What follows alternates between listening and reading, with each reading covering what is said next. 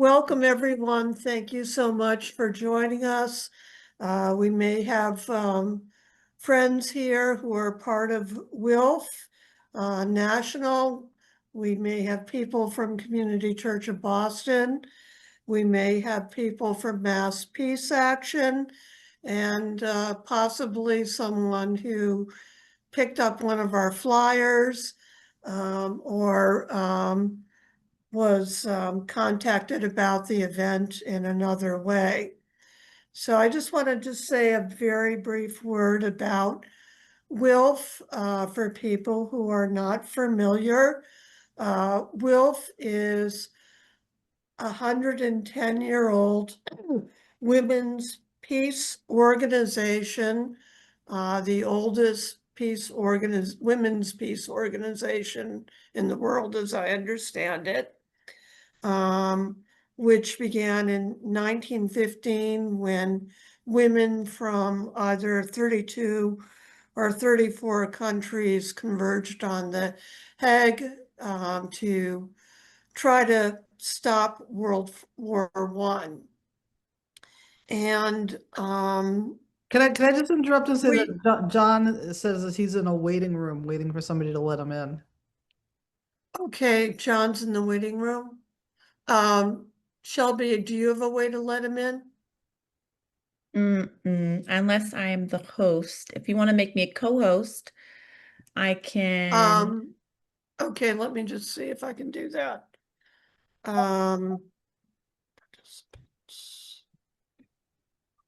Well, Virginia, I remember now. In a waiting room. Huh. Did anyone else have to be in a waiting room? I don't think so. No waiting room. Just went right to it. Maybe Diane would know how. No, I mean, because he shouldn't have. No, she should be able to come right in like everybody else. Did he register?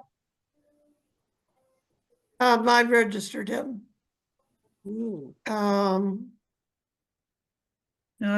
I think he might have the wrong link. So I'm just going to email John another time and just let him know that the link should not have a waiting room, and I will send over the direct Zoom link to him again. Thank you. Of course. Let's see. Sorry for our glitch.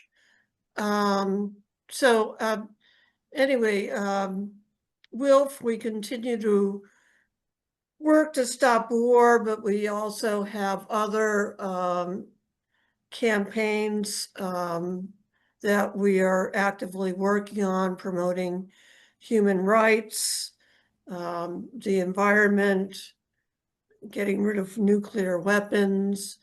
And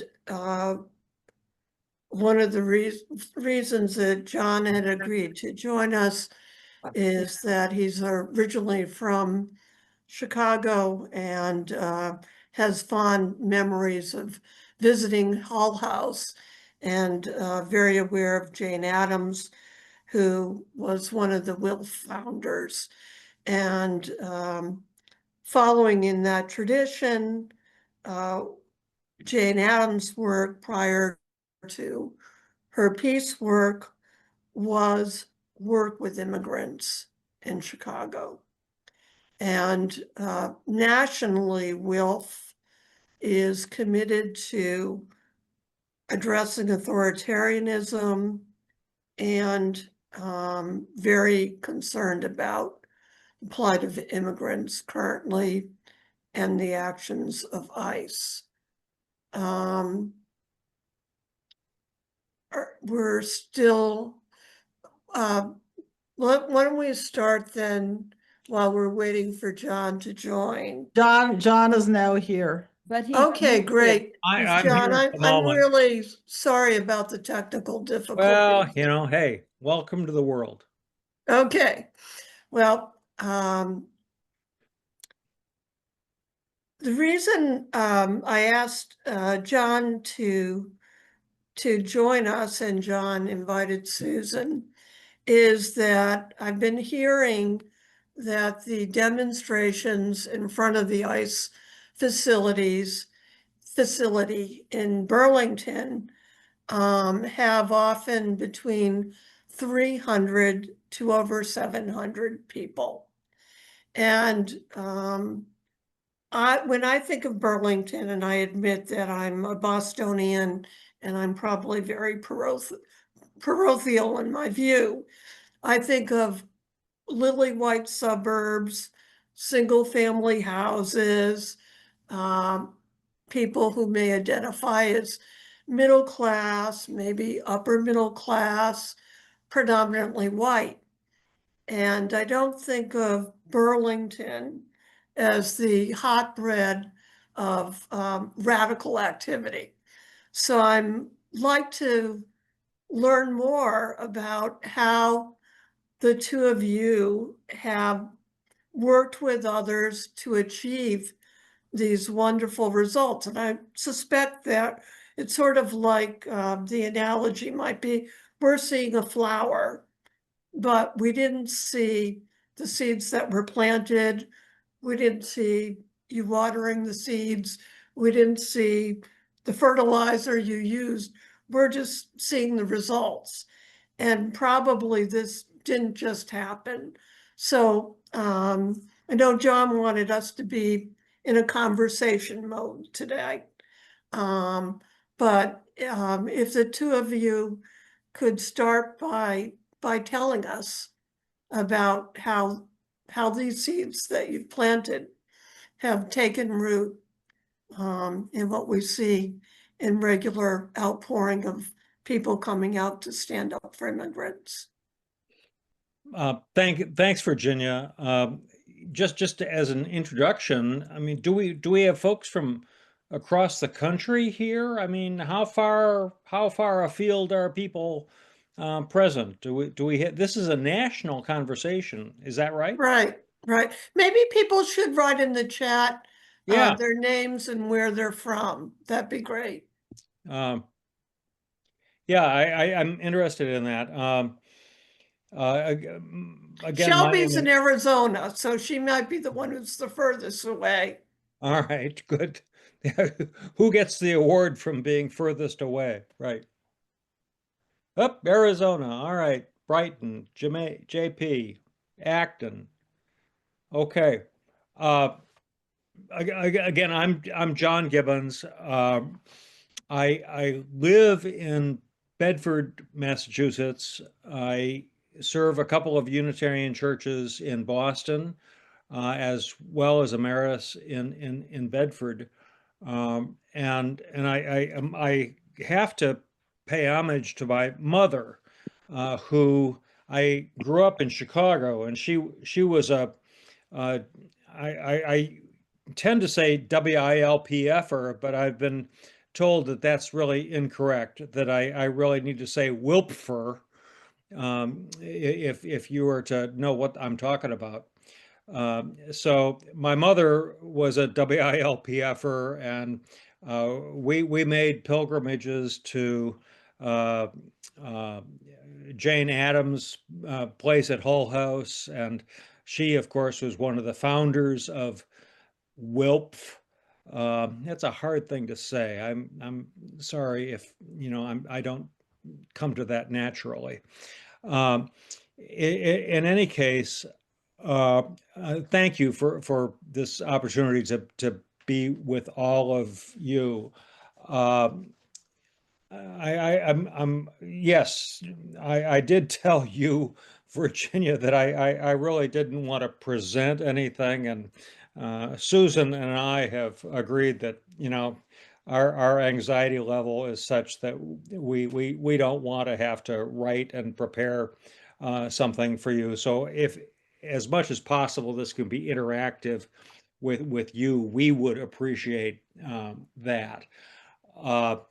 I'll just say, just by way of introduction, I'm a Unitarian Universalist minister. I am minister emeritus in Bedford, Massachusetts. I have some affiliated status at a couple of UU churches in Boston. My way back story is growing up in Chicago, and I can remember as a 10 or 11-year-old kid being on a park in Oak Park, Illinois, protesting redlining. You remember redlining, the ways that people discriminated against housing at that time in the early 60s. And as a 10 or 11-year-old kid, I found myself standing there with my minister and saying, wow, what does this mean? I mean, we're not just about understanding the meaning of life or meditating upon important things, but we're about changing the world. And that really has been my motivation um, since pre-adolescence. And that's really been the focus of my ministry in a variety of ways. I served a church in uh, centrally isolated Massachusetts in a place called Mendon and Uxbridge. And then I was 31 years in Bedford, Massachusetts, where I am now emeritus. And again, I have a couple of affiliations with churches in Boston right now. Uh, but again, changing the world has been a piece of what it means for me to be a minister. And I am quite aware that, this is not a faith-based uh, group, but we are, as we say, we are people of faith and conscience. And so that's a big tent and inclusive of all of us. Uh, a very profound experience for me in my life and ministry while I was minister in Bedford was for us to be a sanctuary congregation. Uh, there was an undocumented Guatemalan woman who lived at the Bedford, Massachusetts church for more than 3 years. 3 years. And she could not leave the building or the grounds of the church. And we had volunteers 24 hours a day, 2 volunteers 24 hours a day, 7 days a week. And this was pre-COVID. And then after COVID, it changed somewhat, but she, Maria, stayed at the church and she could not leave. And that was a profound experience for me. I mean, I would be there with her much of the day, and at the end of the day, I would look up to where she was living on the second floor and wave goodbye, good night. And that was profound. I mean, this was no longer a hypothetical situation for us, but here were flesh and blood people and families and lives that were dependent on all of this. So as part of this sanctuary thing, and by the way, I'm wearing a sweatshirt that says, what does it say? It says, "Love knows no boundaries," and it was the Interfaith Sanctuary Coalition, and there were 11 congregations that were part of that. And there were a couple of Jewish congregations, including Susan's Temple in Burlington, Mass, Shalom Elohim, and Shalom Emeth, excuse me, and there were a couple of Episcopalian congregations and mostly otherwise UU congregations that were supportive of all of this. But that was just a profound experience for me to be in relationship with other clergy and other congregations, and that laid the groundwork for what we have been doing more recently. I retired. I'm emeritus from Bedford since 2021, and so most recently, subsequently, uh, we've been engaged in sanctuary and immigration work since then. And as many of you may know, there have been demonstrations at the Burlington, Massachusetts ICE field office for, as of today, 27 weeks.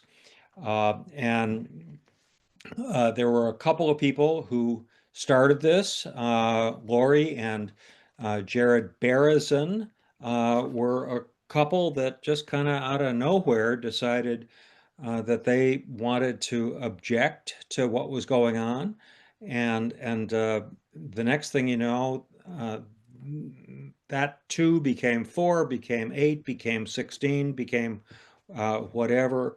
And today, just after a heavy rainstorm, there were 600 people present at wow. the Burlington ICE office. Last week, there were 715 people present. And I have been a part of the organizing committee along with Jared and Lori and Susan and a Presbyterian minister and a UCC minister and another UU minister.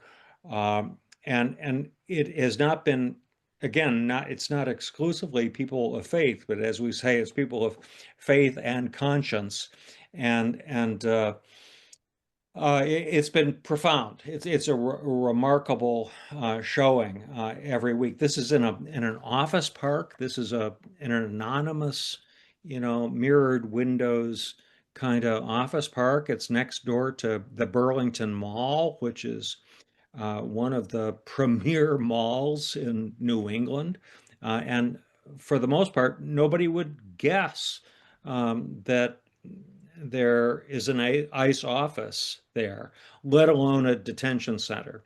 And you see, when this ICE office was granted a zoning permit, they were not to be providing detention facilities, but in fact, there have been people that have stayed there for multiple days, up to as many as 20 days. And maybe I'm repeating stuff that you already know, but there are people that are crowded into very small rooms, 20, 40 people in a small room with no beds, and they sleep on the floor. They're given Mylar blankets.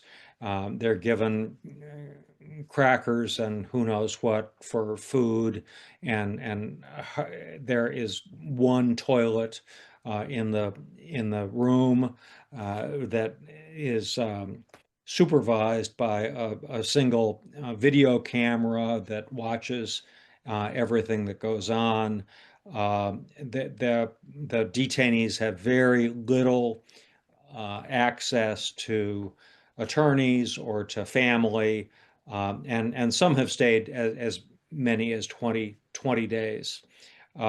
So it's really quite a horrific place. And again, it's on District Avenue in Burlington. And today I went and I looked at the restaurant menus from down the street, and they've got a great prime rib steak for $67, and they've got a seafood tower for $110, and next door there is a hotel that will offer you a suite for $710 per night, and a cocktail for $37. And then there's a public building called BAE, which contracts with the U.S. government to provide intelligence and military information in a variety of fairly horrific ways. And this is all done in an anonymous mirrored window office park.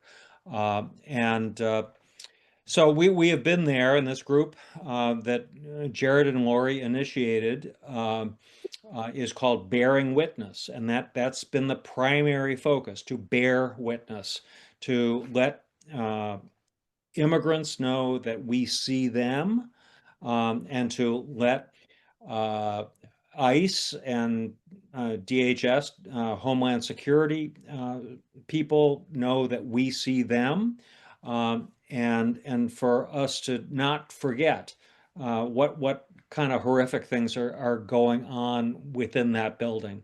One immigration attorney met with his client, and he came out to speak with us, and he talked about administrative violence.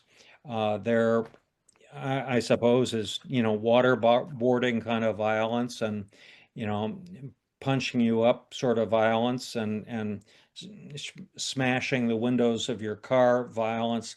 But there's also administrative violence where people simply sign documents and push things along, and the net effect um, is to do untold damage to individuals and to families, and uh, to be really horrific. I mean, many of them are people that are seeking asylum and have no other record whatsoever, and uh, there's just no acknowledgement of any of these nuances in this facility. So uh, we're meeting there, and I think it would be a relevant thing for us to talk about as a group. I mean, what are our goals? I mean, do we want them to close this facility? Well, maybe we want them to close this facility, but if they close this facility, they may move it to, someplace else that is more remote and less accessible for us who would oppose it. And so there are just many horrendous aspects to this that are difficult to sort out, and we still are figuring out, what our goals are. We've been meeting with attorneys, we've been meeting with judges, immigration judges who have been fired from their positions, and uh, the So point it's is to keep up evolving. some pressure. Go It's ahead, Virginia. evolving. Let me just ask Susan if you have something you'd like to add and about how you were able to engage your parishioners. I apologize if that's not the No, right thank you. word. Yeah, so just briefly, I'm the rabbi at Temple Shalom Emeth in Burlington. This is my 41st year there. I'm the longest serving female rabbi in New England. Not that will get me anything, that and 25 cents, as they say. During the first Trump administration, thank you, there were a group of clergy, local clergy, and I think John was among them. We formed a group called Back for Justice, Burlington Area Clergy for Justice. That was in 2016. And so we started having monthly Jericho walks around the ICE office in Burlington. And at that time, we could literally walk around the facility, and behind the facility is a big area where there are vans where they would take people from the facility to local, the Plymouth County Jail or other places. So I remember quite distinctly doing that. And if we got 100 people, we were like so excited that we had 100 people there. And so we did that until COVID, and that kind of stopped our marches. And then after that, there was a change of administration. So we just kind of stopped the effort. But now, in the meantime, there were some complex situations regarding the situation in the Middle East, and there are kind of complicated relationships. So that group did not reform, but a man named Jared Berezin called me and said that he and his wife were starting an action at the ICE office, and would I be willing to come and help? So I jumped at the opportunity because it seemed like a new beginning and something that was not politically difficult for me to be involved with. So they were at the time, I was telling John this a little while ago, they were just the two of them had this vigil, a 4-hour vigil in front of the ICE office. Wow. They had like 5 or 10 people there, and so I said no, like that, because we had this. So I said, you know, you need to change it to it can't be more than 2 hours. There needs to be some structure to it. We need to, District Ave is a small side street with office buildings lining both sides. There's not much traffic. So you need to march, as we used to do with Back for Justice, down to Mall Road, which is a main street where there's lots and lots of traffic. We could interact with lots and lots of cars going back and forth. So we kind of structured it and shaped it, and I promised them I would help them to get people to join, and I do a lot of video editing. So I made some videos and spread them all over Facebook, and this really resonated with a lot of people because of obviously, you know why. And so the numbers started doubling every single week, and I think, as John might have said, for the past month and a half, almost every single week, we've had over 700 people there. I think our highest was maybe 750 a few weeks ago, and today, as John said, it's just stopped raining about 15 minutes before our rally was supposed to start, and we got 600 people. And I think a couple of weeks ago it was raining all through the rally. We got like 350 people there, and people come from all over. And one thing I can say is that there is such intense emotion there. People are so excited to be there, and so very happy that they can do one little piece of something to help make things better. And I think once, as Jared said, like, you know, like is it making a difference? We don't know. I mean, the ICE office is kind of closed down somewhat while we're there, or there are far fewer people there than there used to be because of there are so many of us out there. And um, there used to be lots of vans going in and out transporting people to different facilities from there. There was not one van going in or out today, and there's I think I've seen maybe one van in the past few weeks. So we are interrupting their operation there. We're raising a lot of awareness. Today I even took a picture of a woman and her toddler came out of the office, and they were sitting there waiting for a ride. And so we've been able to interact with people coming in and out and just like show them that we support them. A number of weeks ago, there were 2 11-year-old boys sitting on the front steps unaccompanied. Well, their mother was inside the office, and they didn't know whether she was going to come, whether they were ever going to see her again. So one of the other ministers went over and sat with them and prayed with them, and so we've had an effect on people going in and out. We've had an effect on people going up and down District Ave, along Mall Road. Lots and lots and lots of people honking in support of us. So I feel like we're really raising the awareness, and one of the signs that actually Laurie holds is called "Courage is Contagious," and I really feel like there's a lot of contagious courage going on at our rallies.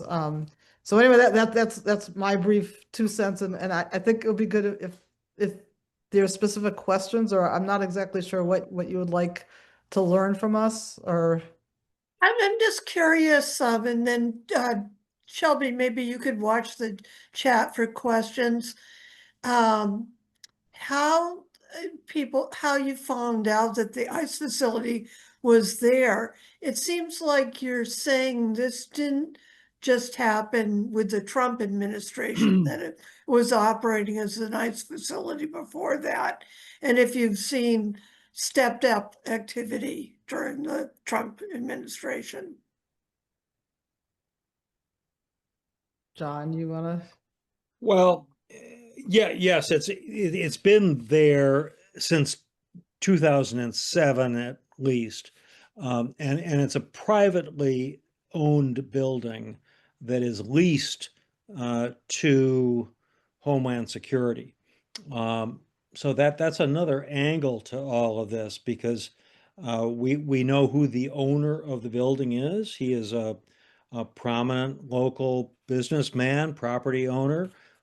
He owns a very popular restaurant in Burlington, Massachusetts called Cafe Escadrille, and there has been another group that has had some standouts at Cafe Escadrille. Um, at the moment, there are at least four different groups that are protesting what's happening there. Our group, this Bearing Witness group, and again, that's well named because that is really what we're doing. We're bearing witness to the people there, to the employees, to um, the local community. Most people have no idea that there is an ice facility right there. It just is otherwise anonymous. There's no sign on the building. Um, and in another part of town, the same building owner has a facility that is for monitoring ankle bracelets. Uh, and so we've had some awareness of that as well. Um, but let me get back to your question. What was the basis of your question again? Oh, how did you find out it was there? And Well, you've again, we've confirmed that known that it's it was been there there, longer than Trump um, administration or but one. it's been only in the last year or so that there have been major demonstrations there. And I think it's a very open question. I mean, again, I'm repeating myself somewhat, but uh, do we want them to close that facility? Uh, Yes, we do. But at the same time, if they move that to East Overshoe, Massachusetts, what happens then? What happens if it's more difficult for us to stand out and object to what they're doing? This is a big dilemma for attorneys right now because uh, families would like to have some access to their family members and not have to travel great distances to find them. In general, Homeland Security would like to have their facilities be close to places where they can harvest immigrant populations and bring them in. Uh, I mean, the strategy of all of this, I think, is up for grabs right now, and we're still trying to figure out what makes a difference and uh, what what uh, what impact can we have. I'd like to hear a little bit more from Susan. You'd said that sometimes you interact with the people as they're leaving, and describe some of what you're hearing from people who've been detained there. Yeah, so first of all, I just wanted to show, I don't know if you can see if this is going to be successful. Just a picture, maybe I can't. Just Yeah, have just in a regular office building, very, a regular office building, very nondescript, pretty ugly actually. Yeah, so anyway, I'll give up on that. So we've had almost every week we've had somebody approach us, people leaving the facility who've come out from an appointment. And they are so grateful to us. We've had numerous conversations and people say like bless you and we had no idea that you were out here. Like they're so surprised to know that so many people are out there supporting them. They feel very alone and isolated from everybody and just with no support and they come out and they're like there's biggest smiles on their faces and people have walked over to us and just said, I remember one woman who came over and said like all we want to do is just live in peace in this country, and just, work to raise our family in peace and comfort and do what every single other American does. And we don't understand, why people treat us like these horrible criminals. We're just law-abiding people who just want to live in peace. And so that was very profound. And actually the first woman I interacted with, and I'll get to you, the first woman I interacted with, just pulled into the driveway and jumped out of her car, like crying hysterically, because she said her husband had just was on his way to work, and he had and ICE people dragged him out of his car. Had no idea that that was going to happen. He had nothing with him. He was on his way to work, and they just dragged him away and brought him to this facility, and then they transported him to Ohio. And she was left with her 8-year-old daughter, had no idea what was going to happen to him. He had absolutely nothing. In her car, she had like a big bag of clothes that she was bringing to the ICE office so they could send him his clothes. And I was thinking, like, there's no way they're going to send him his clothes. They're just, the minute she leaves, they're just going to like throw them away, I'm sure. But that's an example of people who come just hysterical, and then another woman I showed up there, there was a woman standing right in the middle of a whole bunch of reporters. Her name was Leslie Perlera or something like that, and her husband, same thing. Her husband called her from the parking lot as he got into his car to go to work. ICE officers smashed the window of his car, dragged him out, and he was injured. They actually injured him, so they had to take him to the hospital. She had no idea this was happening. He was on his way to work as a landscaper. They brought him to this facility, and she was just beside herself and no idea what was going to happen. And she was there with her lawyer and some other people, and they just like sat in the grass waiting to get word about what was going to happen to him. So this is devastating for every single person who interacts there. And it's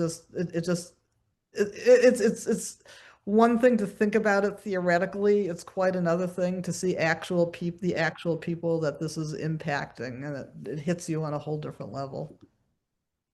I should say that our Bearing Witness group, which again meets every Wednesday from 11 to 1 o'clock, has been pretty peaceable. I mean, and pretty disciplined. And we have been very clear that there are no other issues that we're talking about other than immigration. And in other places, you have got infiltration of Israel-Gaza issues or other kinds of issues that can be problematic and difficult. In our particular case, we have restricted the conversation to immigration, and I think that has built us a big tent. I mean, there probably are people that would like us to be more radical than we are, um, and and and they've got a point, because what does make a difference here? And it's hard to tell what makes a difference. Being peaceable does not necessarily make a difference, but nonetheless, we've had 600 people today, and we had 715 people last week, and we're building a constituency, and I think that's important. But there are, even in Burlington, Massachusetts, there are 4 or 5 different groups that each have a different personality. There is our group that meets on Wednesdays. There is another group that meets similarly on Thursdays. There is a group that meets in front of the building property owner's restaurant on Fridays. There is still another group that meets on Saturdays, and they all have somewhat different personalities, and some are more aggressive and assertive than others, and at least I respect that. I think it takes a variety of approaches to make a difference. I am comfortable with the way that we have approached it, um, but you end up with people saying, I mean, our group, for example, reads the Constitution every Wednesday. And people say, "What do you mean you read the Constitution? It talks about due process, and there shouldn't be any due process for taking people's freedom away." And they're more radical and less radical opinions about many of these issues, and it's difficult to maintain that big tent approach. So I would be interested in hearing from Okay. others tonight. I do hear that Eileen, Ginger, and Dean have questions, and I would just also just to ask for clarification, when people are picked up and detained there, it's unclear how long they're going to be there, and do they have any like visiting hours? No, they Um, do not. It is unclear. The Homeland Security is utterly opaque about even acknowledging that anybody is detained there. They don't have authorization to detain anybody there overnight, and yet they have detained people for as much as 20 days. And they have entirely been oblivious to local town Burlington objections on the basis of zoning or other kinds of issues. And so they reveal nothing about what they're doing. And so yes, we're approaching the Burlington town government, and the Burlington town government is raising objections. You probably have read about this in Portland. They have all kinds of land use objections and zoning objections that they raised to ICE. But ICE has been mostly oblivious, and they couldn't care less about what we're doing. and also people have tried to bring in like food or snacks or sanitary products for women, and they won't accept anything. Nothing whatsoever. And Nothing. the only civil disobedience that has happened, the only arrests that have happened, have not been on the days when we have been protesting, but there were three people who brought food, baskets of food, and they were denied uh, access to giving the food to anybody, and they refused to leave, and they were arrested. And I'll be going to one of their court cases on Friday. They were arrested for trespassing, and the only other arrest that has happened in the entirety of our time together has been one arrest for public urination. So, beware. Make sure that you find a place to pee so you don't get arrested for that. Okay, well, let's open it up for questions, and I know Eileen, Ginger, Dean, and George has a question. George, nice to see you with us. Eileen? Really glad to be here. Oh, Eileen, sorry. Well, thank you. You actually answered one of my questions, because I know Nathan Phillips was one of the three who tried to bring food in, and I happened to run into him on his bike, which is a trademark for him. And he talked about the good trouble he got in, because that's my usual question for him, and how he had just left court, and how all of you got food for them as they waited and waited for their proceedings and all. You answered my food questions. My remaining question, however, is what is it, or is it possible that you could join with the other groups in some way and strategize together? Have you thought or done or tried to do any of that? Well, I think have slightly different philosophies You do. and approaches and I mean this is this has become very quickly a huge organization. We have we're approaching 1,900 people on our Facebook page and I'm one of the administrators, and just this evening I let 5 more people in, and so this has become like like an ocean liner kind of thing, and we have so our organizing committee consists of Jared and Laurie, and then there are 4 or 5 clergy members, and who are all used to being clergy-like, and so we have a certain approach to things, and so I would say the Thursday group is very, very close to our philosophy. They actually model themselves on our group. They're much, much smaller. I wish they would grow more. So we're pretty aligned. We're very aligned with them. The Saturday group, I think, is a different group of people who have a little bit of a different philosophy than us. I think they're a little more assertive than we like to be. So I think, it provides an opportunity for people to come at different times when they feel most comfortable, with the different philosophies of the groups. Again, they're just simply different personalities to these groups, and again, I value all of them so far. I think you need to have people who are more assertive and more abrasive, and you also need to have people that are big tent.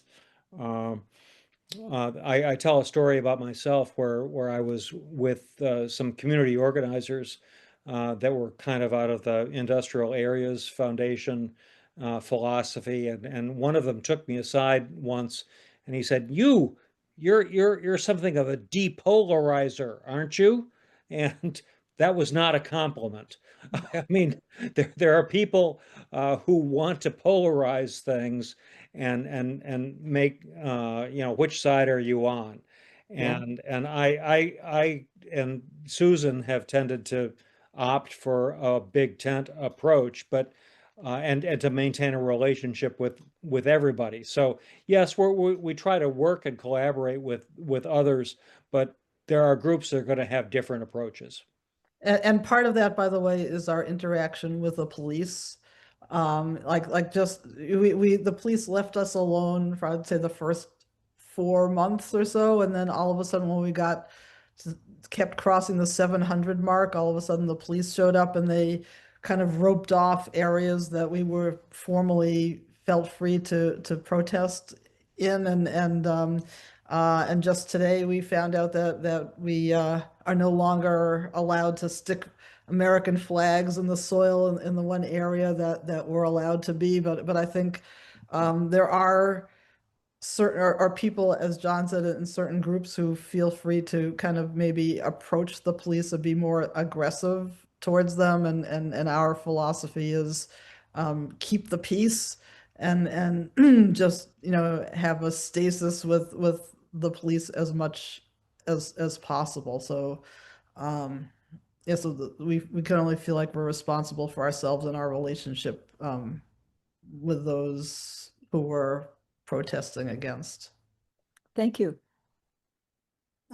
Ginger? You're muted.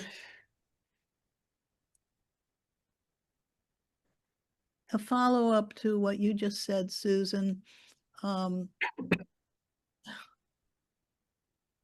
Which police, when you say police, are they the people who work in the ICE office, or are they local police who are cooperating with one side or another? Well, so interestingly enough, we had a very positive relationship with the Homeland Security officer, whose job it was to maintain the perimeter of the ICE office. And I think, John, you might have even spoken to him today with him today. I don't know if it's the same guy, like very jovial, would come over and say hello and all of that stuff.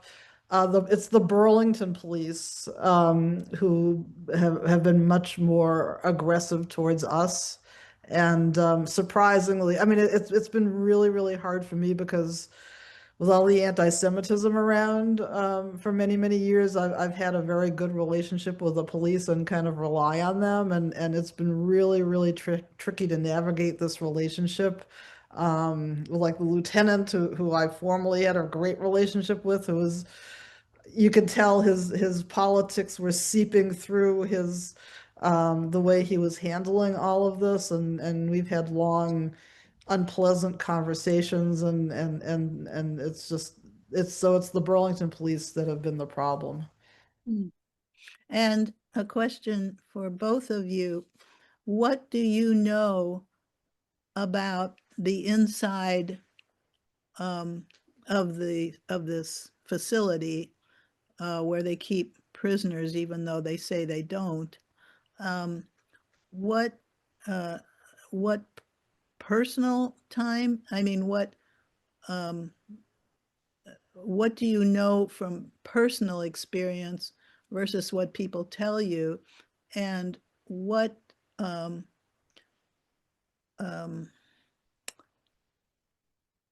what do who what kinds of people or what individuals do you know who have had access into either where the prisoners sleep or any other parts of the building? There's been relatively little access to any of that. I have been inside the building a couple of years ago, but that was ancient history for now, so that they're not allowing outsiders into the building. And in fact, even when Congressman Seth Moulton and Jake Auchincloss or Catherine Clark came to visit, they were not allowed to meet with detainees. They were not allowed to see the areas where detainees were kept.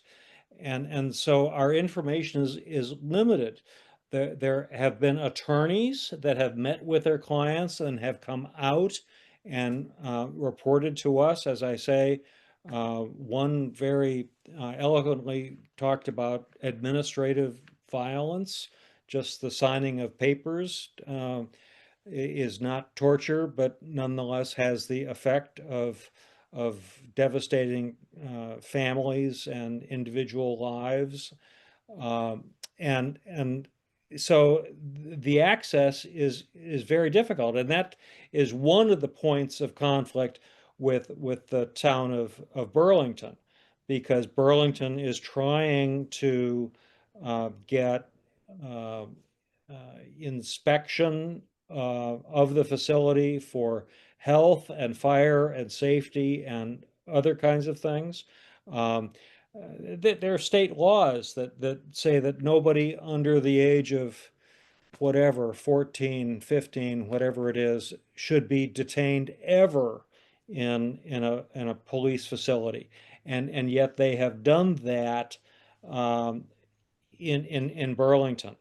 And the select board in Burlington, the town meeting of Burlington just met, I think it was just last week, and they voted overwhelmingly, almost 100%, to encourage the town to pursue investigation of human rights violations in this facility. But how that plays out, I mean, the federal government is oblivious to almost all of this, and has been unresponsive, to say the least. But actually, Seth Moulton was able to see in where the people were being detained, and Ken Gordon, who's our state rep, kind of snuck in with Seth Moulton, and he also was able to see inside the cells, and that's where he's talked about that a number of times, how these cells are like the size of small offices. And sorry, my dog is going crazy. And so everybody, these are like small size offices and everybody, often isn't enough room for people to even lie down. They have to take turns lying down. And, so, sorry, and so people, as I think John said, have like a Mylar blanket to sleep on, that they can sleep on the concrete floor, and there's no daylight. The blinds are closed, so there's like, it's only like overhead, very harsh lighting. There's no fresh air. He said like the only time they get some fresh air is if somebody walks by the cell and there's like a little bit of a breeze, and they also don't know what time it is. They crane their head around the corner, they can see a clock on the wall. And they don't get enough food, and if they don't have, if they have a problem with the food, like, too bad. But there are like reports, when people have come out and spoken to the press, that there's insufficient food. If somebody has a medical need, it's usually ignored unless it's very, very serious. And again, women, are not provided with any sort of supplies. And one woman reported that when she needed some sanitary supplies, she was told to just like pour a cup of water over your head. They're really mean. Like they're really, really mean. And it's just horrible conditions. They're there 24/7. Not even prisoners in a prison are allowed like a certain amount of time to get fresh air or be outside. Not these people. Thank you. I think Dean had a question. And then George. I do not have a question, but I'd love to say thank you to John and Susan for the wonderful work of organizing those regular demonstrations. I also have been in that building a couple of times. I don't know if it's changed its function, but it used to be a place where they had immigration judges and immigration officers for various types of hearings and interviews. And I went in there as a Spanish interpreter with a lawyer and his client a couple of times. And I didn't even know that at that time that it was actually a detention facility. And it seems like the entire standards and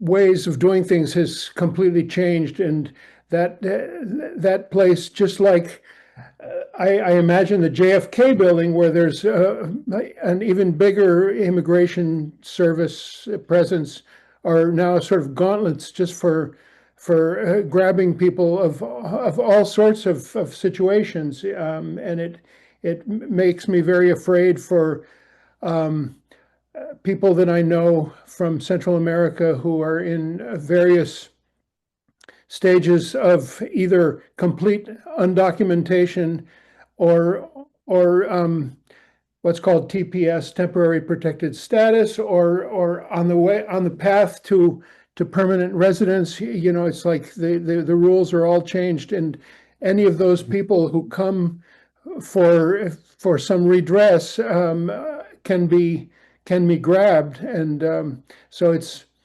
just a very tough situation, the way the whole immigration situation has changed. It used to be a lot of people were not in any kind of priority for deportation. Now anybody is in priority for deportation, no matter who you are and no matter what your immigration status or your paperwork is.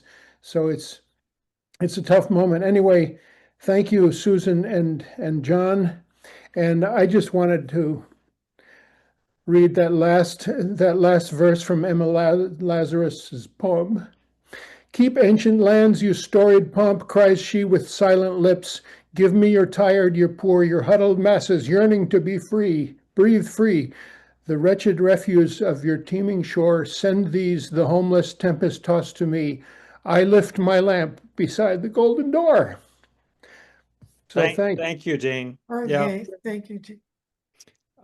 Just one other thought before we break, if that's what we're about to do, we're doing some trainings uh, for marshals and others about de-escalation, and particularly as we've grown to 700 plus people, we need to be prepared for provocateurs, and we need to be prepared for other opposition, and so we're doing some training. The premier trainer in the Boston area is a woman named Kathy Hoffman, who was at one time the peace commissioner for the city of Cambridge, Massachusetts, and Kathy's partner is Betty Burke, and Betty Burke is a former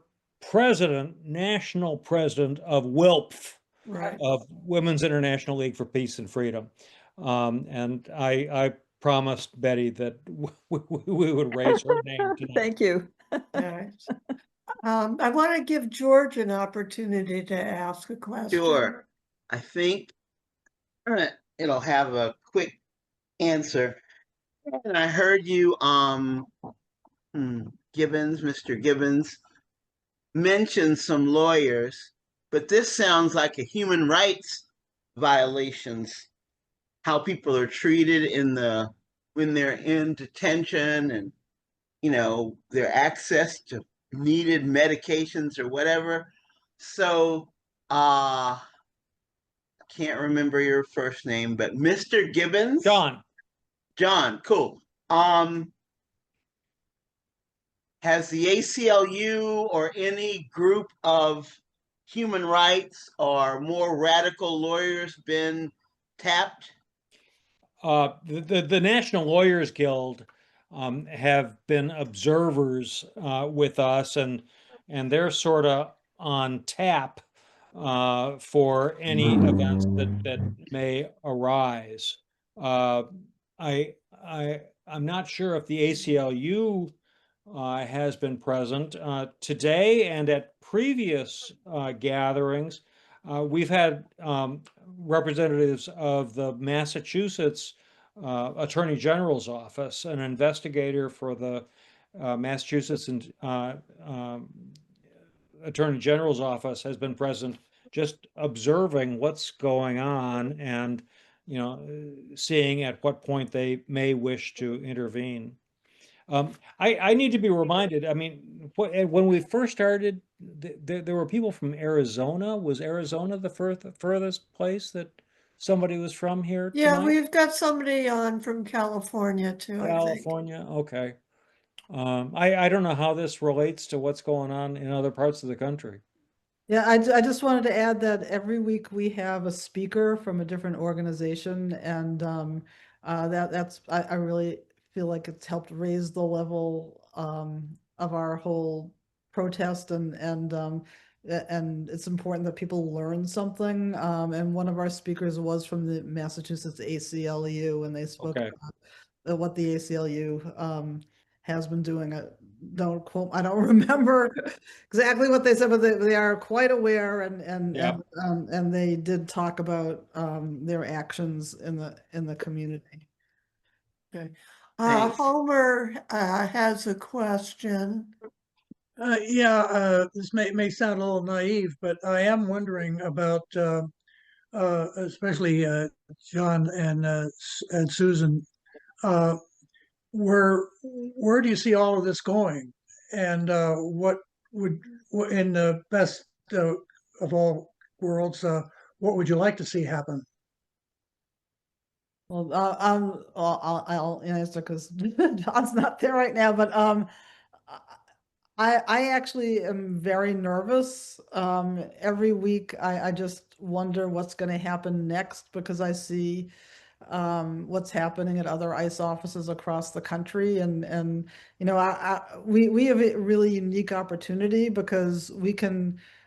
This ICE office is way more exposed than almost any other ICE office I've seen on the news or whatever. We can walk right up to the building. I mean, we stand literally right diagonally across the parking lot from the building, very, very close. And And I'm just waiting every week. I'm waiting for something to happen where people get more aggressive, or they build a wall or something, or they put a fence up and try to push us further away, or the National Guard, or I don't know what's going to happen, but I'm afraid that any of those things can happen. And I'm also aware that there were a couple of times people were on the roof of the ICE office looking down at us, and that was kind of scary. As we get bigger and the country gets more extreme in their response to these things, I'm just worry what will happen down the road. But I'm really happy that so many people are not afraid to come out, not knowing, what, and I think people feel that there's comfort in numbers. So we're just taking it one week at a time. I mean, I think it's just we look at each other and say it's amazing. We've been doing this for over 6 months, and nothing has happened other than our standing up. I guess I feel like we should probably move to wrap up. I know Shelby had put a couple of comments in the chat. Shelby, do you want to say anything?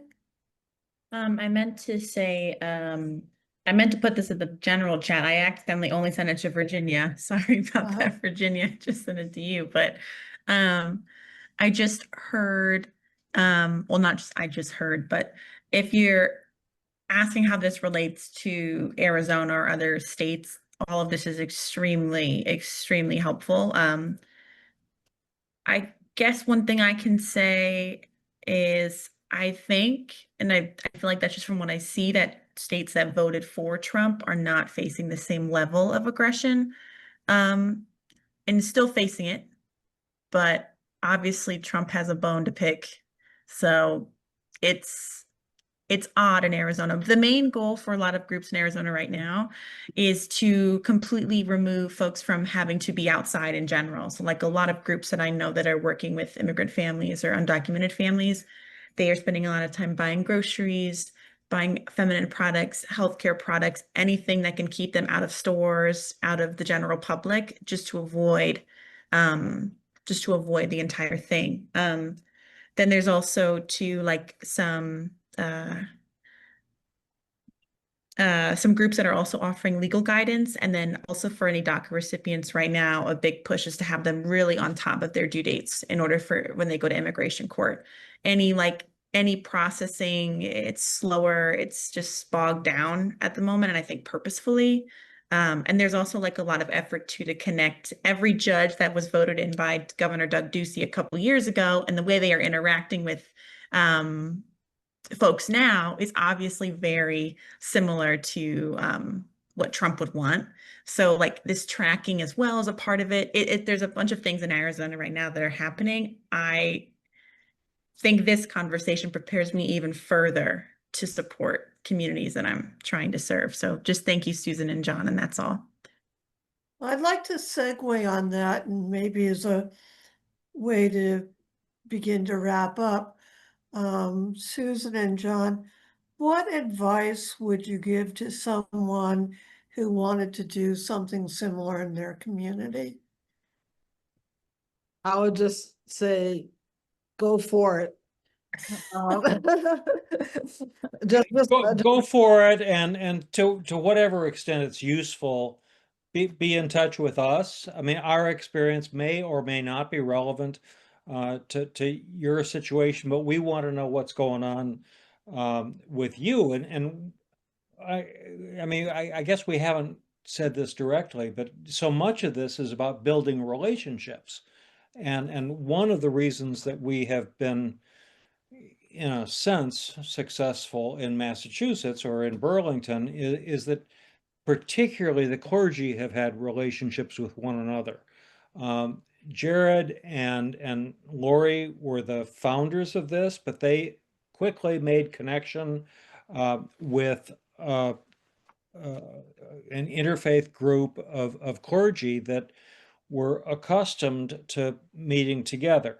and that's not a requirement. I mean, we always talk about people of faith and conscience.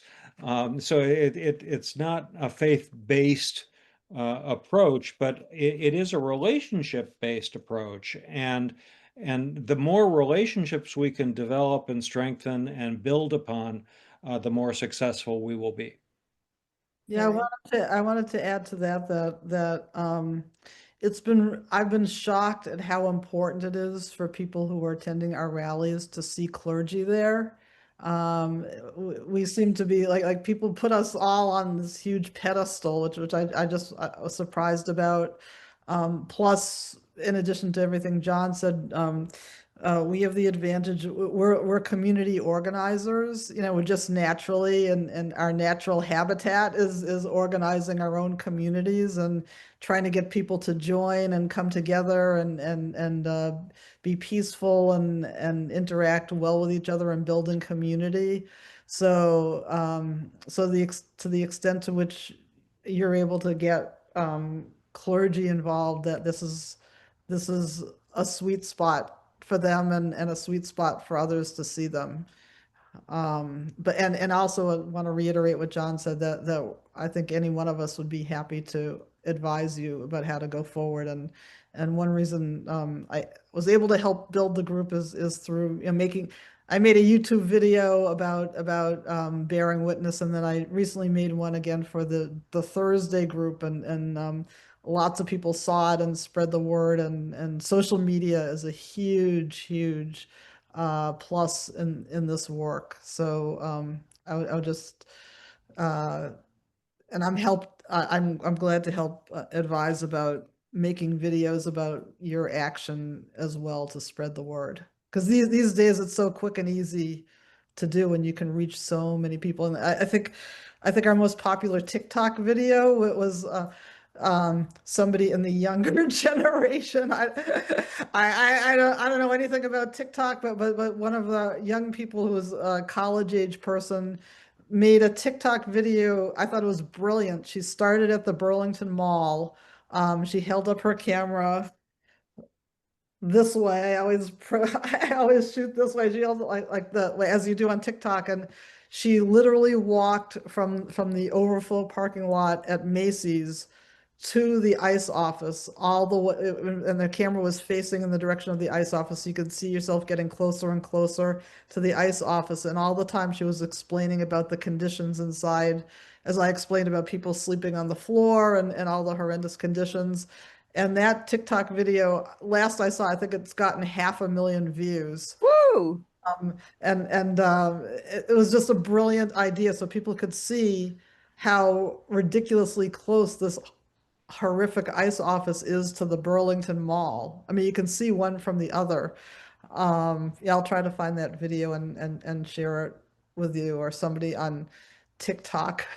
If you Google or search for bearing witness, you should probably be able to find it. It was just like a brilliant idea. And so within that 2 or 3 minute walk, you got the whole story of what was going on, or a lot of the story of the horrific things going on inside, and just the proximity. Well, that's great advice, especially for a lot of us who it's not our nature to photograph everything. And a lot of us, including myself, need to be a lot more tech savvy and on social media. So I'll definitely take that away as a take home. I think that I'd also like to say, for me, part of the take home is your statement, Susan, that courage is contagious. And being unafraid. I mean, it's Virginia, are you able to capture the comments that are in the chat so that Susan and I might be able to see them at a later time? Shelby, do you know if that's possible?